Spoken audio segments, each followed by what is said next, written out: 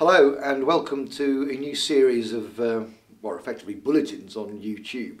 I'm David Shayler. I'm probably most famous for blowing the whistle on MI5 and MI6 10 years ago. Since then, I've been to prison, I've had attempts on my life, and I've been involved in exposing the truth about 9/11 as well. Now, as a result of those experiences, I've been through a remarkable journey, a remarkable, in fact, spiritual conversion, a journey, in fact, of spiritual redemption. Through the process of blowing the whistle, after having served my country and tried to protect human lives, I saw all the values that I held dear in democracy taken away from me, denied to me. I was put on trial and I wasn't allowed to cross-examine the witnesses. I wasn't allowed to speak freely in my defence. I've been criticised in newspapers, I've been hounded at times by them.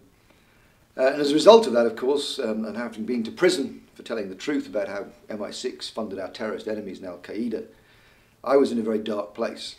Obviously, trying to get a truth out like that, it was obvious. So to be put in prison for that and to be hounded was doubly hard to take. Now, in those circumstances, people can take essentially one of two options. The first option is that you adopt the ways of violence. And I must admit, I seriously thought about that. Democracy has failed to save human life. And you start to think, if I could just kill a few people, I could save thousands. But of course, that's not the way forward. But I was shown another way, the spiritual way. When I was taken through books and texts that showed me the world was not as it's presented in the mainstream media. I already had an inkling, of course, through 9/11 that certain truths were different. But I learned about a whole range of stuff over the centuries, about the Templars, about the Freemasons, about the various different things that happened in the esoterics, about Arthur, about Jesus and everything else. And then, so as a result of that, I had a spiritual conversion, and because I believe that spirituality should permeate everything, I decided to make that part of my, more inverted commas, political work. And what I said to people is the political system has failed. We wouldn't have the illegal invasion of Iraq, in which 2 million people have died there as a result of our policies in the last 10 to 15 years, if politics was working. So I said, what we've got to do is change the hearts of human beings, and that's the spiritual mission. So I went onto platforms and would take people through what would start with the very material, and that would be why 9/11 is an inside job. And then I'd take them through false flag terrorism and the New World Order, the conspiracy of the banking industry, the oil industry, the arms industry, and the pharmaceuticals industry, who can pervert governments and pervert democracies through their massive wealth, through their ownership of the media, through their advertising contracts with the media. And I said that because they own the system, that's why it doesn't work. But there's one way to stand up to those people. The one thing that scares them is people who become spiritual. Because spiritual people won't be bought off. Spiritual people can't be scared off either, because let's never underestimate these people. We know from the death of David Kelly that clearly dark forces will murder political dissidents when they get too close to the truth and get too much attention focused on that truth. And therefore, it's a bit like with 9/11 as well, of course, that everybody doing that has taken a very brave step to stand up for truth and justice, even though they know effectively they're risking their lives against this new world order. And I say that's a good example of where people who've gone there in their heart spiritually show no fear and therefore can stand up to these people. But the most extraordinary part of my journey has been to find, and this is vaguely embarrassing for somebody who used to be an atheist 3 years ago, to find that I am actually the last incarnate of the Yeshua consciousness. Incarnate as a man, and therefore fallible, but nevertheless an incarnation of that consciousness. The closest thing, if you like, to a living Jesus. There's no such person as Jesus. The Jesus of the New Testament is an archetype. It's talking about a type of consciousness. But that consciousness has over millennia incarnated as different human beings. And I am the last in the line of those people. And to give you an idea of some of the extraordinary people who've been incarnated from the same soul as me, we're talking about Astronges, a Jewish revolutionary leader who was crucified with a crown of thorns and nails in 1 BC.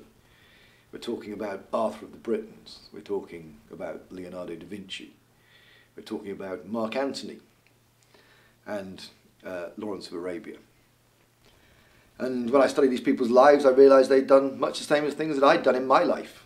Stood in the face of Zionism and told the truth. So it's hardly surprising the final incarnation of Yeshua would find himself in the 9/11 truth movement. What was extraordinary as well was how that very dark act in human history, the knocking down of the Twin Towers. The Twin Towers are symbolic of the two incarnates of Yeshua that exist at any one time. And that was supposed to be, in theory, the sealing of the dark side's triumph.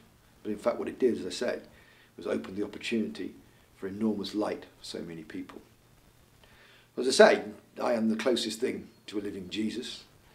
I know that I'm invincible from attack, and I know also that I'm the New World Order's worst nightmare. Because, as I say, they fear spiritual people, but they've spent the last 2,000 years trying to convince us that Jesus has been and gone, or that Jesus didn't exist at all. The fact that he should come back and stand in their faces again is their, as I say, worst nightmare. It scares them, it puts them on the back foot. And I know I've got support out there from people in the secret societies who've been preserving this secret. From networks across the world, I know they're in place. So I'd say to everybody, although it may look dark out there, this is a time of enormous hope, enormous light. And what I've got to say very clearly is that the world, the universe, is going to change shape in 2012. This part of the world, which is a copy, an antimatter universe if you like, created purely to play out the game of light and dark polarity integration, its purpose is now over. In fact, the raison d'etre of that universe was actually the battle for the soul of Yeshua. Because I have become and realised who I am and become the Messiah, that battle is now over. What we have to do now is learn how to raise our consciousness level to live in the new universe. In fact, how we're going to learn how to join the immortals. And that will be an incarnate universe. It will be a universe of physical bodies. It's not an airy-fairy place of essences and vapours. And to get there is very simple. It's about changing the heart. It's about living in unconditional love. It's about unconditional sharing. It's about an absolute faith in the justice of God. It's about not judging other people. If you follow those rules, you will pass into the new universe. Your vibrations will raise, and you'll be able to do that.